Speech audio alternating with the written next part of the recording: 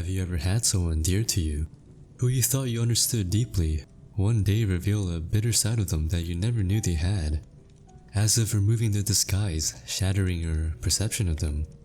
Do you feel betrayed or resentful? This story follows along OP and her fiancé, where a seemingly innocuous family conflict spiraled out of hand, causing tension between the couple and eventually revealing the fiancé's true nature. Today's tale: am I the antagonist for keeping my former mother-in-law in my and my son's life? My 37 female husband, Oliver, died in a car crash 8 years ago, at age 31. The only reason I could keep on my feet back then was because of my parents and Oliver's mother's support. Just to say a few things she's done for us. She's helped us financially while I looked for a better paying job after Oliver died. She takes care of my son, 10 male, whenever he's sick and I have to go to work. She cooks extra portions of food for us when she prepares meals she knows I or my son like. She never asks for or expects anything in return. She is a genuinely good person and I'm happy she is in our lives. She's a widow too, and Oliver was an only child. So we are her only family and we see her on a regular basis, and we really enjoy each other's company.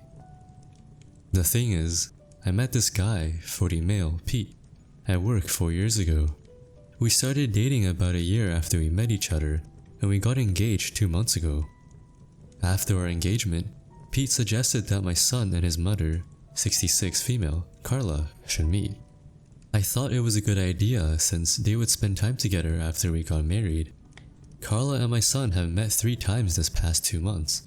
All of them at Pete's house for dinner. Pete and I was there too. Last time was last night, and it all went down. Since the moment they first met, Carla has been really pushy, trying to force a bond between them, giving him presents, asking him to kiss her hello and goodbye, even if my son looked uncomfortable.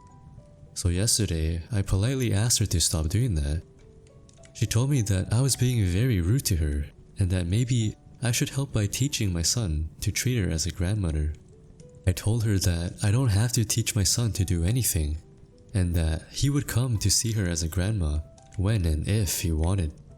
She scoffed and said that would never happen if we kept seeing my dead husband's mother, and suggested that we should stop seeing her since having 3 grandmas would only confuse my kid. I was shocked and I said I would never kick Oliver's mom out of our lives. First of all, because she's my son's real grandma, and he adores her and that should be reason enough. And second of all, because she's a good person, and I want her in our lives. I took my child and left Pete's house.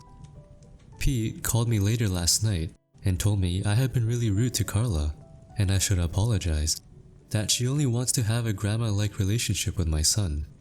I told him I would like that too, but I'm not shutting Oliver's mom out. Then he says that I'm being very unreasonable, and that my relationship with my former mother-in-law isn't healthy, and that I'm blinded by my emotions. I'm actually rethinking our whole relationship and engagement. Am I the antagonist? OP also wanted to clarify some matters. I second-guessed myself because Pete has always been a very understanding person. Any conflict or disagreement we'd had, we could solve it by talking, and he was good at getting my point of view. That's why I thought that maybe I was actually overreacting here, because it's so unlike him to make me feel like I've done something inexcusably wrong. And that and the fact that Carla was actually crying when I left Pete's house last night. About the kisses thing, I agree forcing kids to display affection on people they don't actually like is wrong. However, Carla asking him to kiss her is not as creepy as some people think of it. Let me explain.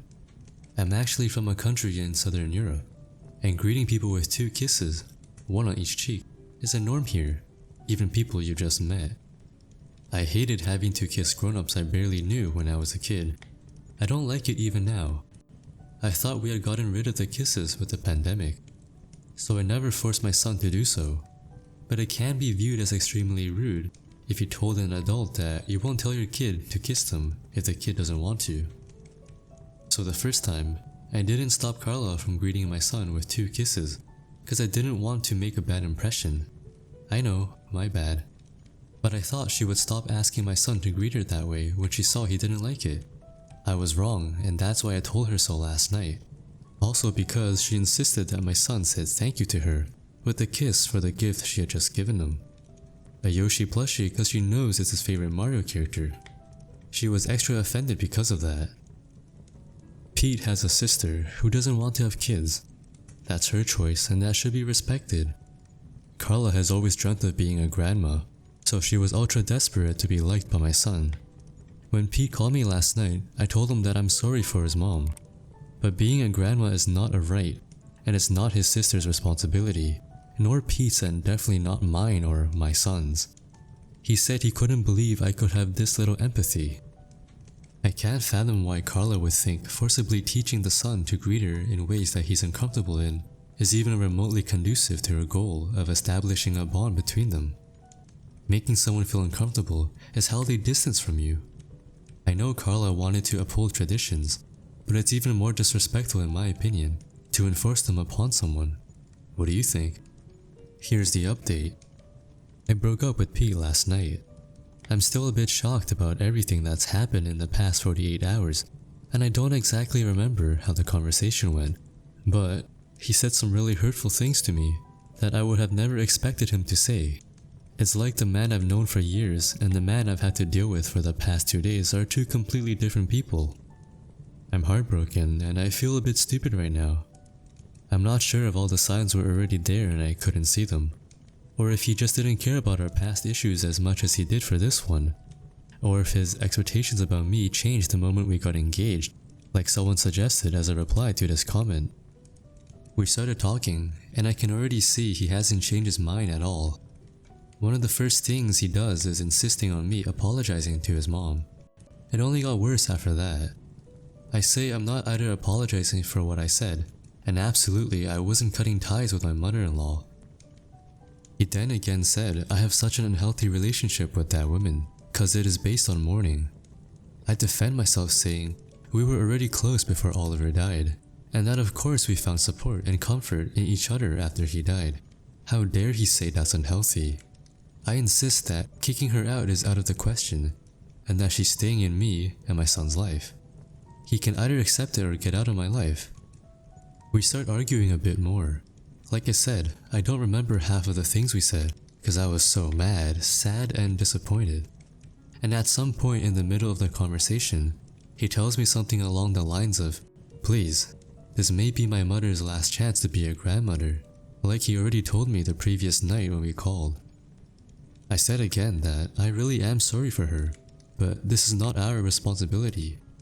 I also said that I would have loved it if she had become a grandma to my son in a healthy way, but that she had pretty much blown her chances with her attitude the previous night. He got furious about this. The last thing we talked about, and I still can't believe these words came out of his mouth at all, before I stormed off his house, was how Pete didn't think I would be with them right now if Oliver was still alive. I was speechless for a few minutes, I swear. I told him that was so unfair. I can't possibly know what my life would be like in that scenario, or how I would feel about Oliver, about Pete, or about anyone else. I also said I'm not apologizing for having loved and been happy with another man years before I even knew him, or for whatever parallel universe he's made up in his mind that I'm not in control of. I also told him that I wished he was half as a good person as Oliver was. Now I see that this was very wrong and low of me, and I should have never said that, but I was just not thinking at that point. Imagine how I felt about that. I would not have seen this coming in a million years, cause he never even once has had, apparently cause obviously he has, any issue with me being a widow. I guess he was just ruminating all these feelings on his own, until we came to this breaking point. Everything about me prioritizing Oliver's mom over his own mom must have triggered him so much if he was already feeling insecure about how I might still feel about Oliver. We yelled at each other for another while. Then I became sick of this situation. I told him that, in case it wasn't already obvious, the wedding was cancelled and that I didn't want to see him again. I get home. It was about midnight, get a shower, and about 1 AM I get a phone call from Carla. She's practically begging me not to cancel the wedding, and give them another chance. She was crying and I really felt bad for her. We were talking for almost 45 minutes, and I was already exhausted of everything. I said that I was sorry, but I was not going back in my decision. So yeah, right now I'm heartbroken and I feel so stupid like I said. I don't know what happened to the man I've been in love with for 3 years. I feel like everything went so wrong so fast. I guess he just saved me years of progressive disappointment by blowing it all in just 2 days. Better now than when we are married, I guess. Even if I feel like crap right now, I think I did the right thing. And I'll be okay. I'm putting my son first. And of course my mother-in-law stays with us for as long as she wants to have us. Thanks to everyone who showed their support.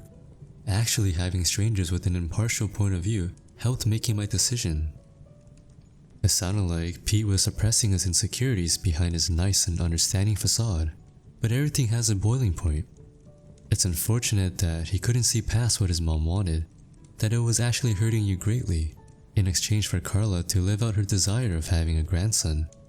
I think it's for the better that you broke it off with Pete, rather than having to deal with it after the marriage. What do you think of the story? Let me know. And that's a wrap for tonight.